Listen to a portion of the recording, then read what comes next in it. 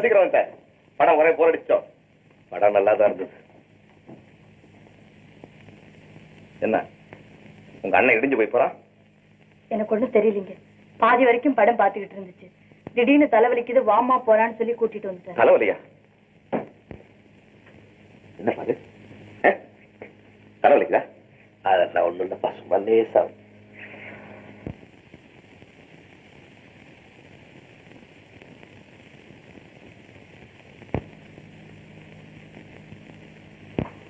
சரி பா போய் சாப்பிடலாம். எனக்கு பசிக்கல, நீ போய் சாப்பிடு. இந்த பாரு உனக்கு எப்ப பசிக்கும் பசிக்கான எனக்கு சாப்பாடு தெரியும். பயந்துரு சொன்ன கிளப்ப சின்ன விஷயத்தான் போட்டு அழைச்சிட்டு பெரிய ஒரு மாதிரி. வா உட்காரு உட்காரு. சாம்பார் போடு.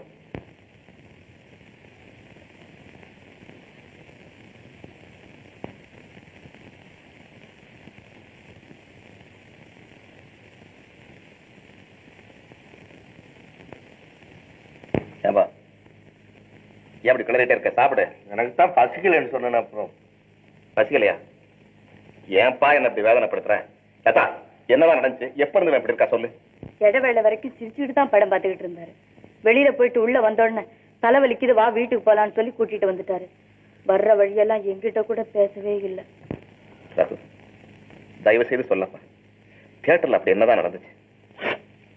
நம்ம கப்பல்ல வேலை செய்யற சில பசங்க சினிமா பார்க்க வந்திருந்தானுங்க. அவனுங்க உன்னையும் லதாவையும் பார்த்தானுங்க. ஆமா. உங்க 2 பேரை பத்தி ஒரு மாதிரியா பேசினானுங்க. ஆமா. அது உன் காதல விழுந்துருச்சு. ஆமா. இந்த மாதிரி விஷயம் இப்பதான் உன் காதல விழுகுது இல்லையா? சொல்லப்பா, இப்பதானே உனக்கு தெரியும். இப்படி எல்லாம் பேசுறது உனக்கு ரொம்ப நாளா தெரியும். உனக்கு தெரியுமா? ஏன் என்ன இப்போ சின்ன குழந்தைங்க பழமொழி சொல்லுமில்ல, சூரியனை பார்த்து நாய் குலைக்குன்னு. அத மாதிரி நினைச்சு விடப்பா. சாப்பிட்டு சாப்பிடணும். இல்ல ரவி. என்ன இல்ல ரவி?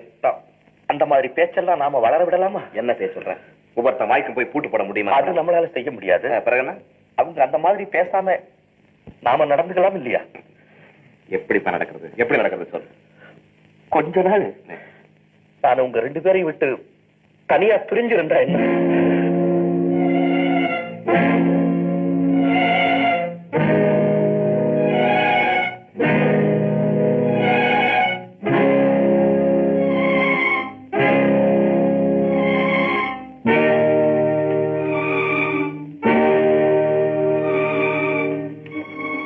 ரவி ஏன் இப்படி நடுங்க? உனக்கு இருக்கிற பலம் எனக்கு இல்லப்பா. என்ன சொல்ற ரவி? உங்களை விட்டு பிரிஞ்சு போறேன்னு சொல்றதுக்கு உன் உடம்புல பலம் இருக்கு. அந்த வார்த்தையை கேட்கறதுக்கு என் உடம்புல பலம் இல்லை ரவி. இதெல்லாம் வளர்ந்துகிட்டே போற நாளாவட்டத்துல. என்ன இந்த சின்ன விஷயத்துக்கு 2 பேரும் இப்படி வருத்தப்பட்டுக்கிட்டு இருக்கீங்க? யாரு எதை பத்தி பேசினா என்ன? அதை மறந்துட்டு வாங்க சாப்பிட. இல்லப்பா, நான் சொல்றது என்னன்னா, இது நீ சின்ன பிள்ளை, உனக்கு ஒண்ணு தெரியாது. நீங்க சாப்பிட வர போறீங்களா இல்லையா? ஐயோ என்ன நீ அழுக இல்லையா? நான் வா சாப்பிடுறேன். நானு எனக்கு பசி தாங்க முடியலையே. ஒரு சாப்பாடு சொன்னும் யாரும் அழுக வேண்டாம். நமக்கு என்ன இப்ப யாரு சொன்னா நாம ஏன்டா கவலை பண்றோம்? ஏப்பா மறுபடியும் ஞாபகப்படுத்துறேன்? அத நான் ஏன் ஞாபகப்படுத்துறேன்? மனப்பயலுக்கு சொல்லிட்டு போறாங்க. நாம ஏன் நம்ம வீட்டை விட்டு போகணும்? இல்லம்மா.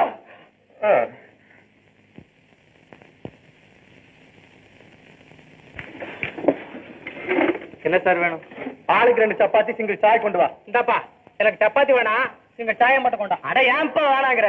சும்மா சாப்பிடப்பா. அட வேண்டாப்பா, கையில காசு இல்ல. அப்போ சரி. என்னடா பெரிய சிநேகிதன் சொல்ற, நீதான் உனக்கு வாங்கி கொடாண்டா. எப்பா சில்லற விஷயத்துல சிநேகிதர்கள் தேவையில்லை. அத சொல்லு. சில்லற இருந்தாதான்டா சிநேகிதன். எல்லாரையும் அப்படி சொல்லிட முடியுமா? சிநேகிதனுக்காக உயிரையே கொடுக்கறவங்களும் இருக்காங்கப்பா. அதெல்லாம் கதையில வருமப்பா. அட கதையாவது நம்ம ஆபீஸ்ல வேலை செய்யற ரகு இருக்காரு. ஆமா, அவருக்கு கிடைச்ச மேனேஜர் பதவியை தனது நண்பர் ரவிக்கு கொடுக்கலையா? சும்மாவா கொடுத்தாரு? எல்லாம் காரணத்தோட தான். அதுவா? அதான் நேற்று பார்த்தோமே சினிமா கொண்டாவல. நம்ம மேனேஜர் ரவி சம்சாரத்தோடு ஜோடி போட்டு உட்கார்ந்து இருந்தாரு.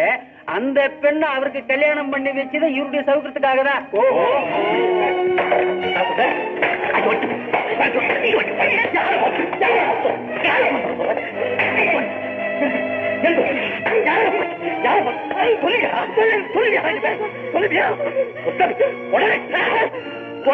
மாலை போட்டு படவா? யாரு சொல்லு. சின்ன 10 பார்த்து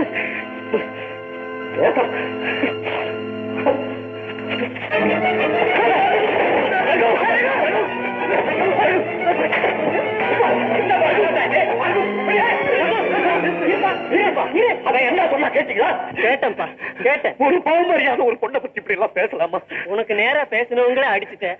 உனக்கு தெரியாம எத்தனை பேர் பேசுறாங்க தெரியுமா? என் காதலையும் விழுந்திருக்குப்பா.